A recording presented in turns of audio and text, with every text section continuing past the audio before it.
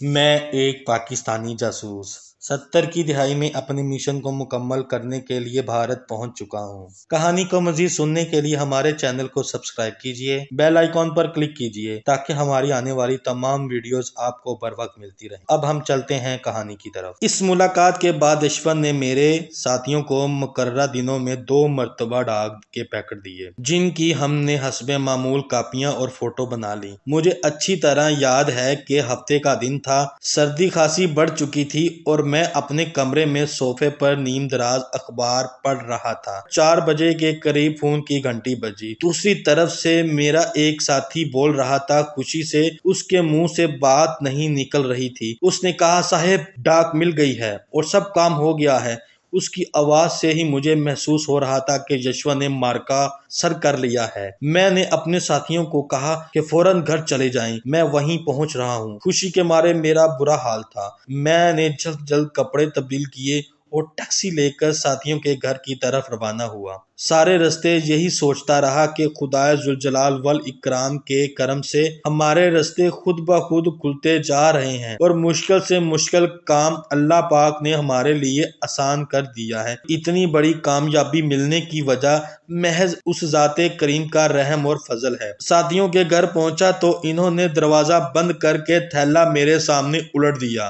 میرے سامنے فرش پر تارا پور کے ایٹمی بجلی گھر اور ٹاٹا ریسرچ انسٹی ٹیوٹ سے متعلقہ 2 فائلیں، 4 عدد ڈائریاں جن کے کور پر سرخ پٹی اور 4 ستارے بنے ہوئے تھے، اور ایک علیحدہ پیکٹ میں سے نکالے ہوئے کاغذات اور نقشہ اور معمول کی ڈاک کے پیکٹ پڑے تھے۔ انتہائی اہم معلومات کا خزانہ میرے قدموں میں پڑا تھا۔ یہ سب رب العزت کا کرم تھا کہ اتنے قلیل وقت میں اتنی کم محنت اور جدوجہد کے عوض میری کوئی جانی نقصان اٹھائے ہمیں 3 بڑی کامیابیاں حاصل ہوئیں۔ ہم 5 ساتھیوں کے کوئی بھی پیشہ ور جاسوس اس کام کا سابقہ تجربہ رکھنے والا نہ تھا۔ ہم دشمن کے ملک کے دفاعی مرکز میں سیکیورٹی کے مضبوط اور مربوط نظام کو توڑ کر نہ صرف انتہائی اہم دفاعی راز بلکہ دشمن کے جنگی پلان بھی حاصل کرنے میں کامیاب ہو چکے تھے۔ ہم نے سب سے پہلے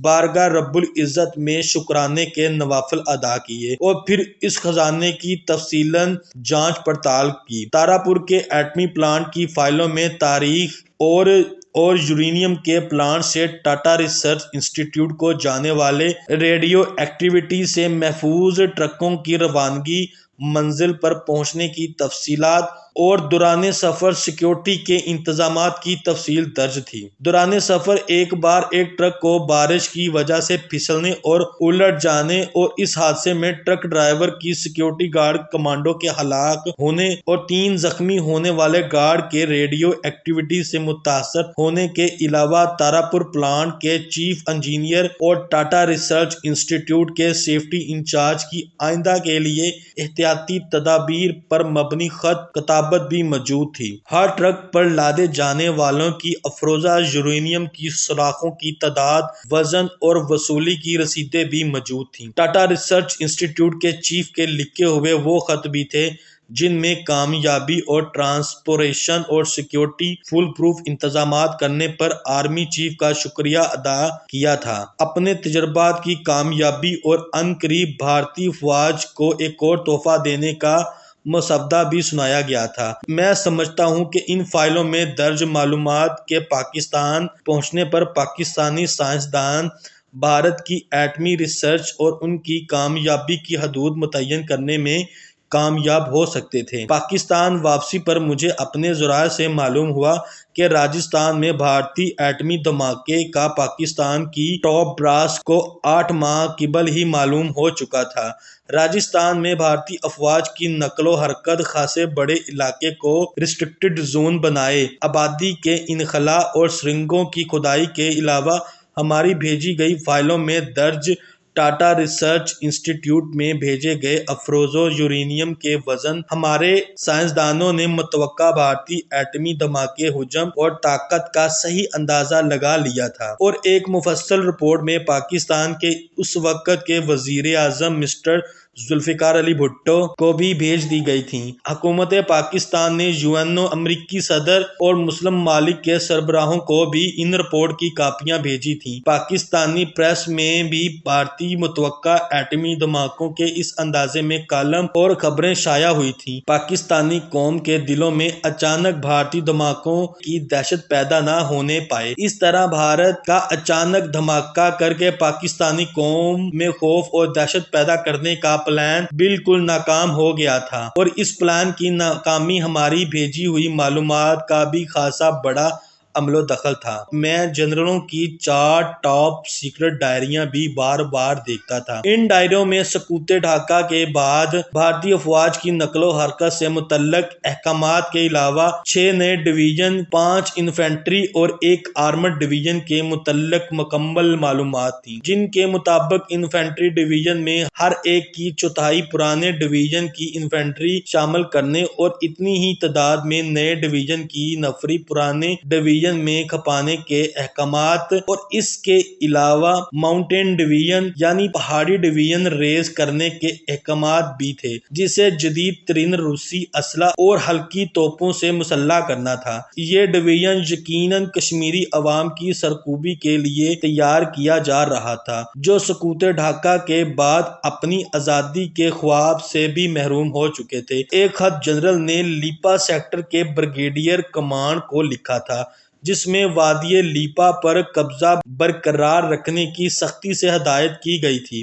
سقوط ڈھاکہ سے پہلی وادی لیپا پاکستان کے زیر قبضہ تھی۔ سیز فائر ریزولوشن کو شملہ معاہدے کے وقت کنٹرول لائن کا نام دیا گیا۔ اندرا گاندھی نے سیز فائر لائن کو سیدھا کرنے کے لیے بہانے پر وادی لیپا کو بھی مقبوضہ میں شامل کر لیا تھا۔ اس وقت حکومت پاکستان کو بامر مجبوری یہ بھارتی فیصلہ منظور کرنا پڑا، کیونکہ اس جنگ کے دوران بھارت نے مغربی پاکستان کا کچھ سرحدی علاقہ اپنے قبضے میں کر لیا تھا۔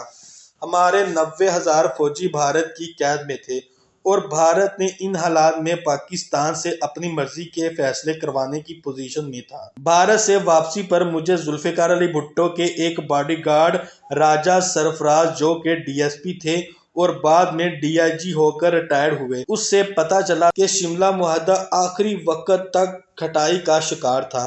پاکستانی ڈیلیگیشن میں شامل افراد نے واپسی کے لیے اپنا سامان بھی پیک کر لیا تھا۔ صبح پاکستانی وفد کی واپسی تھی۔ اندرا گاندھی نے پاکستانی قیدیوں کی رہائی کے عوض پاکستان سے جو مطالبہ کیا تھا وہ اتنا بڑا تھا کہ پاکستانی قوم اور حکومت کبھی بھی اسے تسلیم نہ کر سکتی تھی۔ رات کو کھانے کے بعد شملہ کے سرکٹ ہاؤس میں اندرا گاندھی اور بھٹو چہل قدمی کے لیے باغ میں گئے۔ وہاں پھر جنگی قیدیوں کا ذکر چھڑ گیا۔ بھٹو انتہائی زیرک تھا، جس سے ان کے مخالفین بھی تسلیم کرتے ہیں۔ انہوں نے کہا کہ مسز گاندھی، میں پاکستانی قیدیوں کی واپسی میں انٹرسٹڈ نہیں ہوں۔ جنگی قیدی بننے کے بعد وہ افواج پاکستان کے لیے بیکار ہو چکے ہیں۔ اگر وہ پاکستان کو لوٹا دیے گئے تو ہمیں انہیں ریٹائر کر کے نہ صرف پینشن دینی ہوگی بلکہ 90,000 بے روزگار کا مسئلہ بھی کھڑا ہو جائے گا۔ بہتر ہے کہ آپ انہیں اپنے پاس ہی رکھیں اور جنیوا کنونشن کے مطابق ان کی رہائش، خوراک، لباس اور دوسری سہولتیں مہیا کرتے رہیں۔ یہ بھٹو صاحب کا ترپ کا پتہ تھا۔ اندرا گاندھی ایک ہندو اور دوسرا عورت تھی۔ 90,000 پاکستانی قیدیوں کو ہمیشہ کے لیے رہائش، خوراک اور دیگر سہولتیں، ان کی نگرانی پر اٹھنے والے اخراجات، وہ چکرا اٹھی۔ بھٹو صاحب نے مزید کہا کہ بھارتی مسلمانوں کے علاوہ دنیا بھر کی رائے عامہ آپ کے اس ظلم کے خلاف ہو جائے گی۔ تیل کی دولت سے مالا مال ملک آپ سے قطع تعلق کر لیں گے۔ اگر آپ کی اسلامی ملکوں سے صرف تیل کی سپلائی بند ہو جائے تو آپ کی معیشت گھٹنوں کے بل گر جائے گی۔ اندرا گاندھی یہ سن کر بالکل ہی ڈہ گئی اور اس نے اپنی ڈیمانڈ واپس لیتے ہوئے فوری طور پر شملہ معاہدہ تیار کرنے کا حکم دیا۔ سوئے ہوئے سیکرٹریوں کو جگایا اور رات 2 بجے تک معاہدے کی نوک پلک دستخطوں کے لیے دونوں سربراہوں کو پیش کیا گیا۔ رات کے پچھلے پہر معاہدے پر دونوں سربراہوں کے دستخط ہوئے اور بھٹو صاحب جنگی قیدیوں کی واپسی اور پاکستانی علاقوں کی بازیابی کا مسودہ لے کر شملہ سے پاکستان لوٹے۔ ذکر وادی لیپا کا ہو رہا تھا۔ کنٹرول لائن کے نقشے میں وادی لیپا بھارت کے پاس چلی گئی تھی۔ اس سیکٹر کا پاکستانی کمانڈر ایک نڈر اور سربراہ پاکستانی بریگیڈیئر تھا۔ وادی لیپا تو بھارت کو دے دی گئی تھی، لیکن یہ بات بریگیڈیئر کے دماغ میں فٹ نہ بیٹھی۔ اس نے خفیہ طور پر اپنی تیاری جاری رکھی اور ایک رات اپنے پورے بریگیڈ کی طاقت سے وادی لیپا پر حملہ کر دیا۔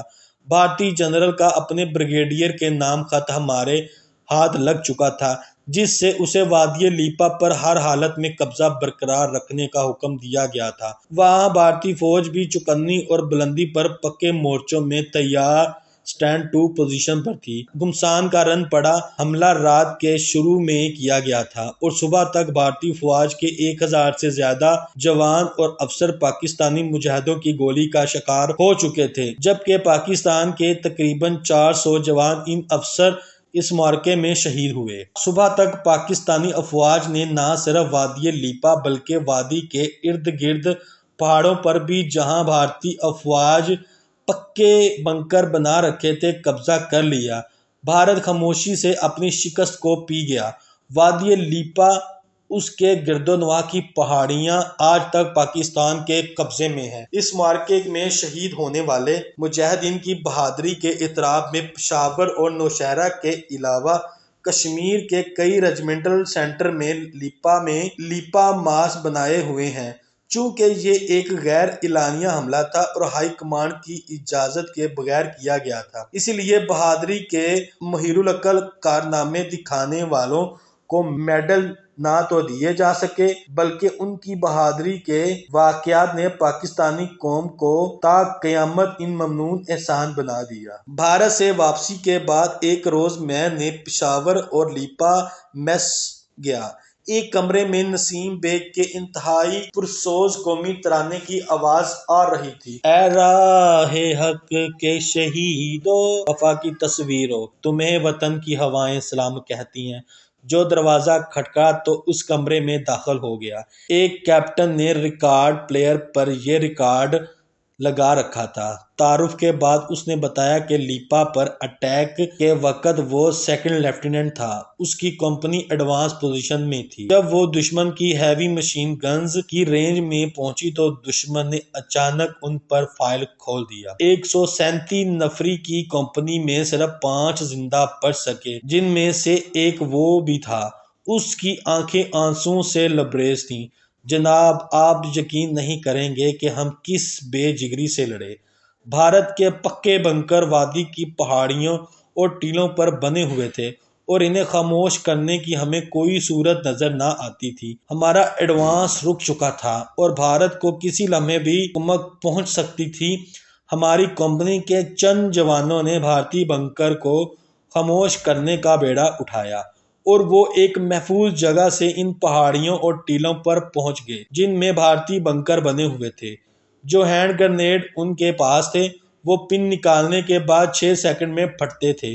ان ٹیلوں اور پہاڑوں میں انہوں نے گرنیڈ نیچے پھینکے، لیکن 6 سیکنڈ میں وہ بھارتی بنکر سے بہت نیچے جا کر پھٹتے۔ ان بنکروں میں ہیوی مشین گنوں کے علاوہ 3.5 انچ کے مارٹر گولے بارود اور بھارتی فوجی موجود تھے۔ ہمارے جوانوں نے آپس میں مشورہ کیا کہ خود اپنا اور بھارتی بنکر کے فاصلے کا اندازہ کر کے یہ فیصلہ کیا گیا کہ گرنیڈ کی پن نکال کر اور لیور سے انگوٹھا ہٹا کر وہ 4 گھنٹے تک گرنیڈ کو اپنے ہاتھ میں رکھیں گے اور پھر بھارتی بنکر کی طرف اچھال دیں گے۔ اس پروسیس کے دوران گنتی کی ٹائمنگ میں غلطی کی وجہ سے ہمارے ایک جوان کے ہاتھ میں بھی گرنیڈ پھٹ گیا اور وہ شہید ہو گیا۔ باقی 5 نے صحیح ٹائمنگ پر گرنیڈ پھینک دیا اور وہ بالکل صحیح جگہ پھٹے۔ ہینڈ گرنیڈوں سے تو بھارت کا جانی نقصان کم ہوا، لیکن بھارتی بنکروں میں موجود گولہ بارود پھٹنے سے قیامت برپا گئی۔ ٹیلوں اور پہاڑیوں کا اوپری حصہ گولوں اور گولہ بارود کے دھماکوں کی وجہ سے پھٹ گیا اور بھارتی سورماؤں کی جھلسی ہوئی لاشیں فضا میں 10 گز سے زیادہ بلند ہو کر زمین پر گرنے لگیں۔ ہمارا ایک جوان ایک ایسی ہی جھلس لاشوں کی زد میں آ کر اپنا بازو تڑوا چکا تھا۔ صبح سویرے وادی لیپا اور ارد گرد کی پہاڑیوں اور ٹیلوں پر پاکستانی پرچم لہرانے لگا۔ بھارت اپنے نقصان سے اتنا خوف زدہ ہوا کہ وادی لیپا اس کی یادداشت سے ہی نکل گئی اور اس نے یہ وادی واپس لینے کی آئندہ کبھی کوشش نہیں کی۔ میں کیپٹن کے جذبات کو سراہتے ہوئے میس سے باہر چلا آیا، لیکن وادی لیپا کے پس منظر میں اے راہ حق کے شہیدوں وفا کی تصویروں تمہیں وطن کی ہوائیں سلام کہتی ہیں کئی روز تک میرے کانوں میں گونجتا رہا۔ بات ہو رہی تھی جنرل کی 4 ڈائریوں کی۔ ان ڈائریوں کا ایک ایک صفحہ بیش قیمت معلومات سے بھرپور تھا۔